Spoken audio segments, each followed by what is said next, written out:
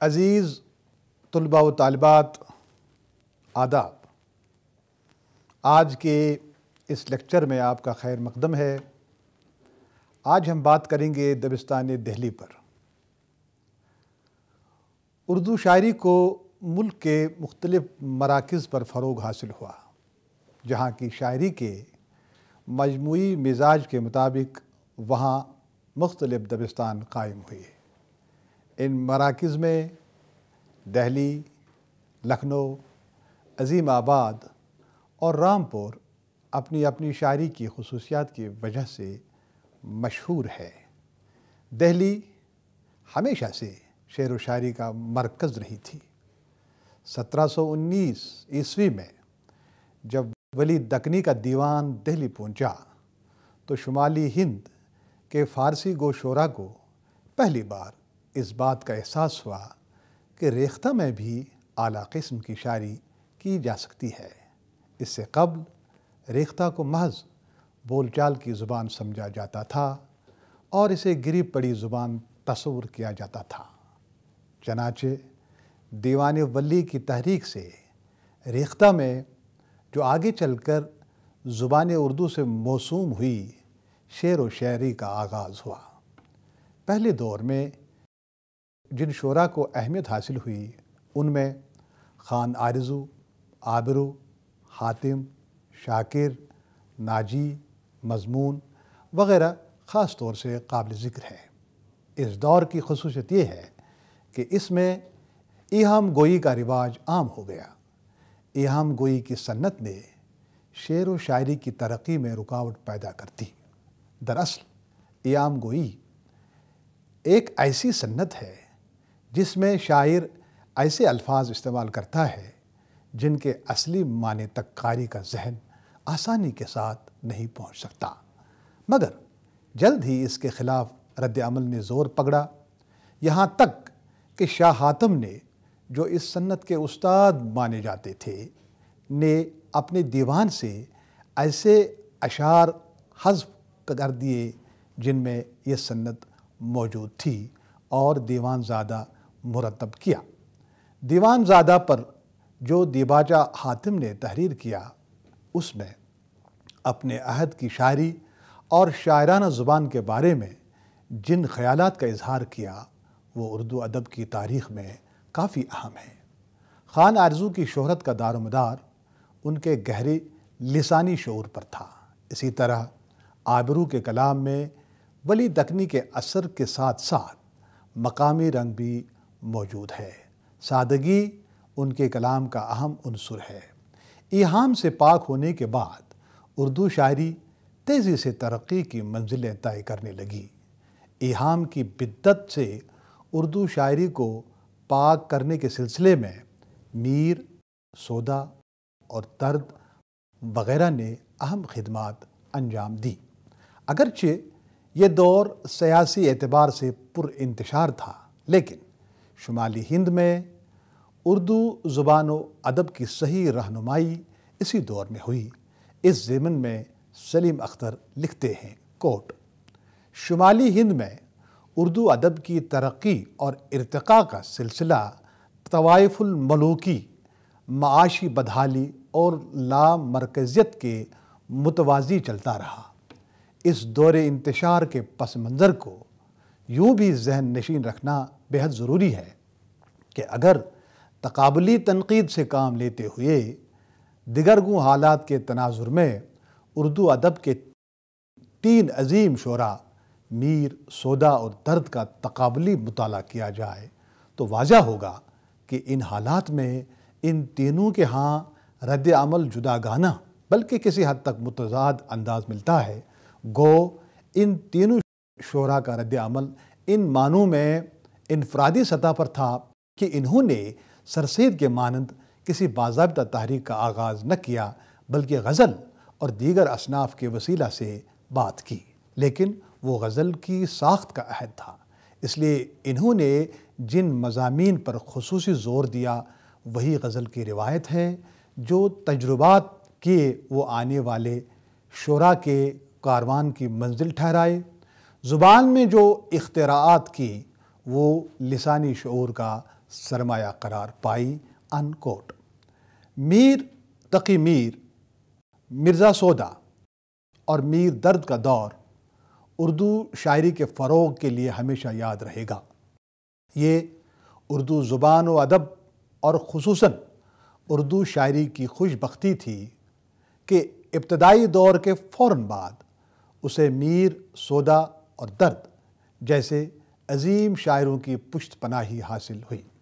یہی وہ نمایاں شعراء ہے جنہوں نے دبستان دہلی کے شعری مزاج کو تشکیل دینے کا کارنامہ انجام دیا۔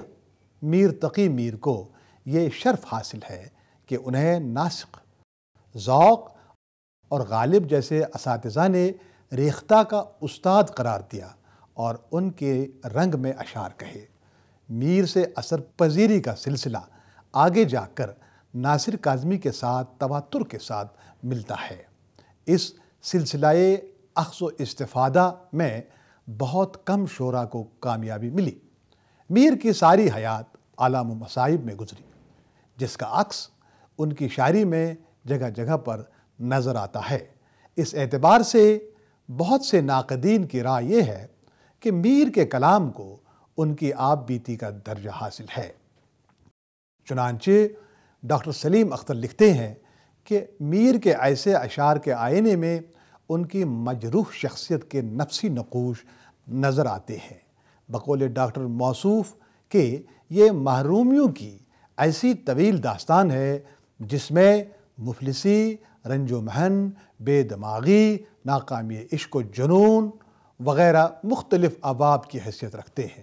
مزید فرماتے ہیں کہ نامساعد حالات اور معاشی پریشانیوں نے جس ذہنی کرب میں مبتلا رکھا اور اس کی بنا پر تخلیقی انا اور اس سے وابستہ پندار ہی زندگی کا سہارا بنا۔ انکوٹ۔ میر تقی میر کا سب سے بڑا کمال یہ ہے کہ انہوں نے نہ صرف اردو زبان کو سجا سنوار کر اسے مکمل طور پر تخلیقی زبان بنا دیا، بلکہ طرز بیان میں میر کی سادگی اور سہل ممتنع نے آنے والی نسلوں کو مسلسل متاثر کیا۔ میر کے کلام میں جذبے کا رچاؤ اور احساس کی گلاوٹ کی خصوصیات موجود ہیں۔ میر نے خواص کے پردے میں عوام سے باتیں کرنے کا ہنر سیکھا تھا۔ کہتے ہیں، شعر میرے ہیں سب خواص پسند، پر مجھے گفتگو عوام سے ہے۔ سہل ہے میر کا سمجھنا کیا، ہر سخن اس کا ایک مقام سے ہے۔ میر کی شاعری ان کی شخصیت کا آئینہ ہے۔ میر کی شخصیت سادگی، خلوص اور صداقت سے تعبیر ہے۔ میر نے ہمیشہ تصنع اور تکلف سے نفرت کی، چنانچہ انہوں نے اپنے فن کو بھی ان آلائشوں سے پاک رکھا۔ تکلف اور تصنف نہ ہونے کی وجہ سے ان کی شاعری برجستگی کی ایک مثال بن گئی۔ آل احمد سرور فرماتے ہیں، کوٹ، میر نے جو شاعری کو لب و لہجہ دیا ہے اور صلابت کے بجائے لطافت پر توجہ، آوازوں میں گونج اور گرج کے بجائے نرمی پر اصرار، جذبات کے تند و تیز بہاؤ کے بجائے ضبط فغاں اور ساز زیر لبی پر جو زور دیا ہے وہ بڑی بھرپور اور مستقل کیفیت رکھنے والی شاعری کا ہے۔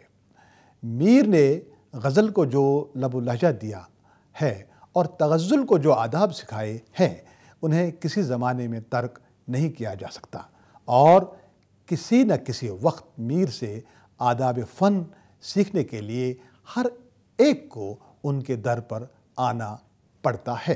انکوٹ۔ سودا کے ہم اثر شعراء کے یہاں ایک کربناک داخلیت ملتی ہے۔ یہاں زندگی کا ایک رخ نمایاں ہے، ایک محزونی صورتحال ہے، یاس و قنوط ہے۔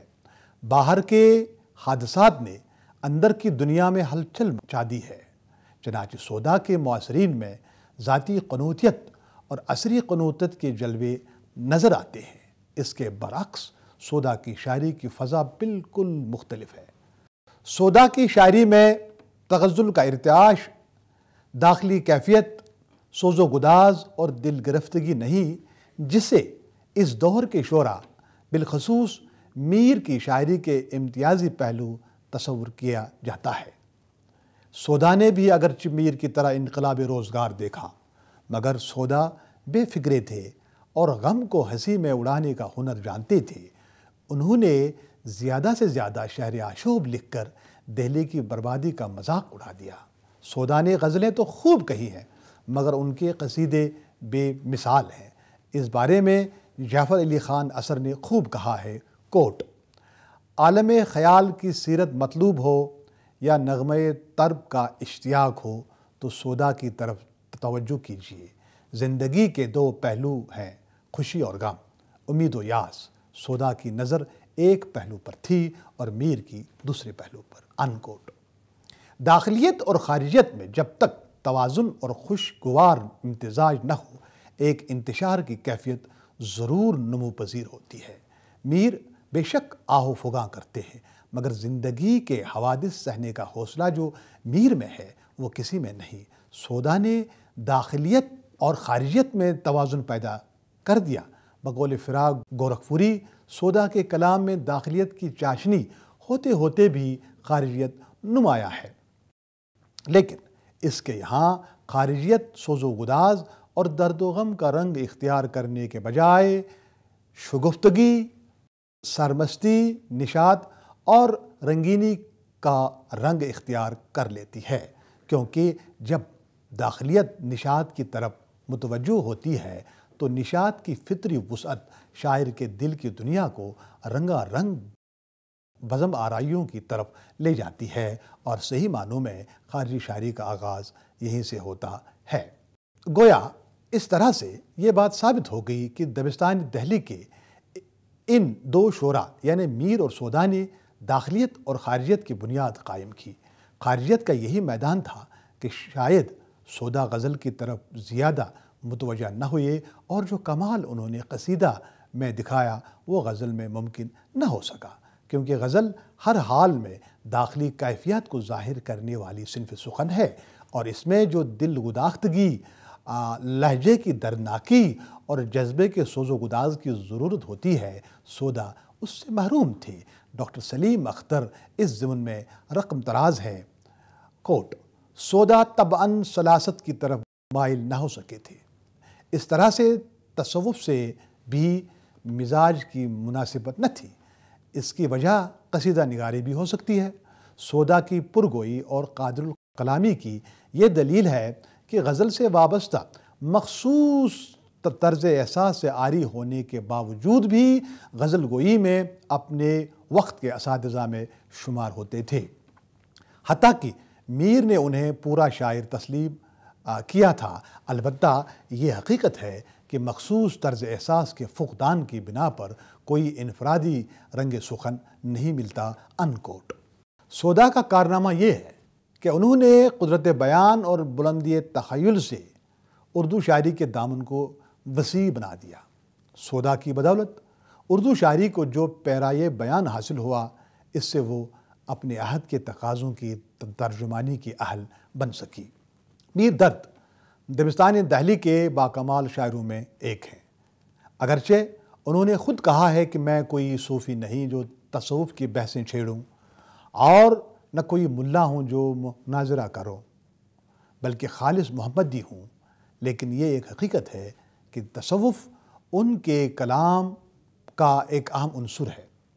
تصوف کی جس پاک روایت کی ابتدا ولی دکنی کے کلام سے قائم ہوئی تھی، اسے میر نے برقرار رکھا اور سودا نے چھوڑ دیا۔ اگرچہ میر درد اس روایت کو نہ تھامتے تو شاید یہ روایت بعد کے شعراء یعنی غالب، مومن وغیرہ تک نہ پہنچتی۔ رشید حسن خان میر درد کے بارے میں فرماتے ہیں کہ خواجہ صاحب صوفی صافی تھے، اس میں اختلاف نہیں، شک بھی نہیں، مگر یہ بات کہ وہ صوفی شاعر تھے اس طرح درست نہیں۔ ان کو جس طرح صوفی شاعر قرار دیا گیا، اس سے ان کی شاعرانہ حیثیت کے ساتھ بے انصافی ہوئی اور ان کی حقیقی شاعرانہ قدر و قیمت اچھی طرح سامنے نہیں آ سکی۔ اگرچہ رشید حسن خان کا قول سچ بھی مانے، تب بھی اس بات سے انکار نہیں کہ میر درد کے کلام میں تصوف ایک اہم عنصر ہے، اور وہ اس روایت کے عظیم پاسداروں میں ہے۔ ڈاکٹر سلیم اختر رقم طراز ہیں، کوٹ: بلحاظ اسلوب درد میر کے زیادہ قریب ہیں۔ چھوٹی بحروں میں کم سے کم الفاظ میں بڑے سے بڑے مسئلہ اور روحانی احتزاز کی گہری سے گہری بات کے بیان پر قادر ہیں۔ کلام میں نہ تو میر کی طرح ذاتی واردات کا بیان ہے اور نہ سودا کی طرح رنگا رنگی، لیکن اپنی ایک رنگی میں کامیابی کا یہ عالم ہے کہ اسی میں صد رنگ دکھائی دیتے ہیں۔ انکوٹ۔ جب دہلی لٹ گئی تو اس دور کا خاتمہ ہوا۔ نامساعد حالات کی وجہ سے دہلی میں رہنا دشوار ہو گیا تو اہل کمال اسے چھوڑ کر ادھر ادھر بکھر گئے۔ خواجہ میر درد دہلی میں ہی صبر و شکر کے ساتھ گوشہ نشین ہو گئے۔ یہ اہل کمال لکھنؤ میں جمع ہو گئے کیونکہ وہاں آسودگی اور عیش و عشرت کی فراوانی تھی، لیکن کچھ عرصہ گزرنے کے بعد دہلی میں شعر و شاعری کی محفلیں پھر سے سجنے لگیں۔ اس بار دہلی میں جس دور کا آغاز ہوا اسے اردو شاعری کا دور زریں کہا جاتا ہے۔ نور الحسن نقوی فرماتے ہیں کہ اس عہد کے شعراء میں ایک طرف شاہ نصیر، ذوق اور ظفر نظر آتے ہیں جن کی زیادہ توجہ زبان و بیان پر ہے، دوسری طرف مومن ہے کہ دربار کی دنیا سے الگ اپنے گھر میں گوشہ نشین ہیں اور غزل میں خالص عشق و عاشقی کی شاعری کر رہے ہیں، اور ان سب سے الگ ہے غالب جن کے نزدیک شاعری قافیہ پیمائی نہیں معنی آفرینی ہے۔ وہ شاعری میں فکر کا عنصر داخل کرتے ہیں اور غزل کے موضوعات کو وسعت دیتے ہیں۔ شاہ نصیر نے چونکہ کئی بار لکھنؤ کا سفر کیا اور وہاں رہے، جس کے نتیجے میں ناسخ اور آتش کے رنگ سے متاثر ہو گئے، چنانچہ ان کے کلام میں خارجیت، تصنع اور رعایت لفظی جیسے عناصر پیدا ہو گئے۔ یہ چیزیں جب ان کے ساتھ دہلی آئیں تو یہاں بھی اس سے اثر پیدا ہو گیا، یہاں تک کہ غالب نے بھی کئی جگہوں پر اس رنگ میں رنگنے کی کوشش کی۔ چونکہ ان کا مزاج مختلف تھا لہٰذا اس رنگ کو اپنا نہ سکے۔ شاہ نصیر نے دکن کا بھی کئی بار سفر کیا اور اس رنگ کو وہاں بھی چھوڑ آئے۔ شاہ نصیر کا اہم کارنامہ یہ ہے کہ انہوں نے اصلاحی زبان کی طرف توجہ کی۔ ان کی شاعری میں مشکل زمینوں، بے ڈھب ردیفوں اور قافیوں کی نشاندہی آسانی کے ساتھ کی جا سکتی ہے۔ ان کے کلام میں ظرافت کی چاشنی بھی موجود ہے۔ ذوق اپنے عہد کے سقہ استاد تھے۔ انہوں نے غزلوں کے ساتھ ساتھ قصیدے بھی لکھے۔ ذوق چونکہ عالم و فاضل تھے، اس وجہ سے ان کی قصیدہ نگاری نکھر گئی۔ انہیں عربی و فارسی کے علاوہ مروجہ علوم پر بھی قدرت حاصل تھی۔ نتیجہ یہ کہ آسانی سے غیر معمولی اور بلند آہنگ الفاظ استعمال کرتے رہے، لیکن باوجود وہ قصیدہ نگاری میں سودا سے آگے نہ نکل سکے۔ ذوق محاوروں اور کہاوتوں کا برجستہ استعمال کرتے ہیں۔ ان کی غزلوں کی ایک خصوصیت اختصار بھی ہے، لیکن ان کا کلام شدت جذبات اور تہداری سے خالی ہے۔ اس عہد کے سب سے بڑے شاعر غالب تھے۔ غالب کی شاعری کا ظہور اس وقت ہوا جب مشرقی تہذیب کا چراغ ٹمٹما رہا تھا اور ایک نئی تہذیب جنم لے رہی تھی۔ غالب کے کلام نے اردو شاعری کی کایا ہی پلٹ دی۔ عالی احمد سرور نے ایک جگہ کہا ہے کہ غالب نے غزل میں نئے موضوعات اور نئے مضامین داخل کر کے اس کے دامن کو وسعت عطا کی۔ ابتدا میں فارسیت کا غلبہ تھا اور مشکل اور پیچیدہ بیانی سے کام لیتے رہے۔ یہ خصوصاً بے دل سے اثر پذیری کا نتیجہ تھا، مگر جلد ہی اس روش کو ترک کر کے ایک نئی راہ متعین کی۔ غالب کے اشعار مشکل ہیں، یہ ایک سچائی ہے، اور اس کی دو وجہیں ہیں۔ ایک یہ کہ انہوں نے کثرت سے فارسی تراکیب اور الفاظ استعمال کیے، دوسرا یہ کہ ان کی فکر پیچیدہ اور تخیل بہت بلند تھا۔ اس کے علاوہ غالب کا کلام تہداری سے بھی مملوء ہے۔ غالب ایک جدت پسند شاعر تھے۔ انہوں نے گھسے پٹے راستوں سے گریز کیا اور ایک نئی روش کی بنیاد ڈالی۔ غالب کے کلام میں شوخی کا رنگ پایا جاتا ہے۔ یہ وہ خصوصیت ہے جو غالب کو اعلیٰ پایہ کے شاعروں کی صف میں لاتی ہے، کیونکہ شوخی بیان پر قدرت ہونا اور اس میں توازن برتنا ہر کسی کے بس کا روگ نہیں۔ اگرچہ ان کا شمار فلسفیوں میں نہیں کیا جاتا، مگر ان کا انداز فلسفیانہ اور حکیمانہ تھا۔ اس میں شک نہیں کہ غالب اردو زبان کے عظیم شاعر ہیں اور ان کی عظمت کا اعتراف ہر عہد میں ہوتا رہا۔ ان کے کلام پر تفسیریں بھی لکھی گئی۔ کسی اور شاعر کے نصیب میں یہ سعادت نہیں۔ آل احمد سرور نے سچ فرمایا ہے کہ ہر عہد میں غالب نے اردو شاعری کو ذہن دیا۔ غالب کے بعد مومن خان مومن اس دور کے دوسرے بڑے شاعر تھے۔ انہوں نے غزل کو اپنی تخلیقی سرگرمیوں کی جولانگاہ بنا دیا۔ مومن کی غزل عشق و عاشقی کے گوناگوں موضوعات کا مرقع سمجھی جاتی ہے۔ اس میں ان کو جو کمال حاصل ہوا وہ کسی اور کو نصیب نہیں ہوا۔ انہوں نے محدود موضوعات کے دائرے میں وہ جدتیں پیدا کی ہے جو ان کی شاعرانہ اپج کی دلیل ہے۔ نور الحسن نقوی لکھتے ہیں کہ مومن نے اردو غزل میں ایک اچھوتے انداز کی بنیاد ڈالی اور اپنی بات کہنے کا ایک ڈھنگ نکالا۔ مومن نے درباری زندگی اور مدح گوئی کو پسند نہیں کیا۔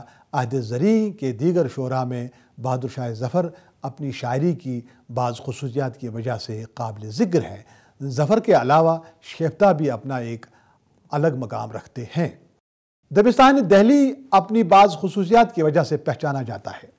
نور الحسن نقوی دبستان دہلی کی خصوصیات کا ذکر ان الفاظ میں کرتے ہیں، کوٹ: دہلی صوفیہ کا مرکز رہی ہے، اس لیے دہلی کے شعراء تصوف کے رنگ میں رنگے ہوئے تھے۔ فلسفہ وحدت الوجود کی ان پر گہری چھاپ تھی، اس لیے دبستان دہلی کی پہلی خصوصیت یہ ہے کہ اس پر تصوف کی گہری چھاپ نظر آتی ہے۔ میر تقی میر اور میر درد تصوف کے اہم شاعر ہیں۔ غالب کی شاعری میں بھی تصوف کے جلوے نظر آتے ہیں۔ شعراء دہلی کے کلام میں عشق و عاشقی کا ذکر خوب ملتا ہے۔ زیادہ ہجر کی طلب نظر آتی ہے۔ یہاں حسن و عشق کے خارجی معاملات کا نہیں، داخلی واردات کا بیان ملتا ہے۔ شوخی اور رنگینی یہاں بہت کم ہے۔ خیالات سادہ ہیں تو ان کے اظہار کا انداز بھی سادہ ہے۔ تصنع اور بناوٹ سے گریز اس دبستان کی اہم خصوصیت ہے۔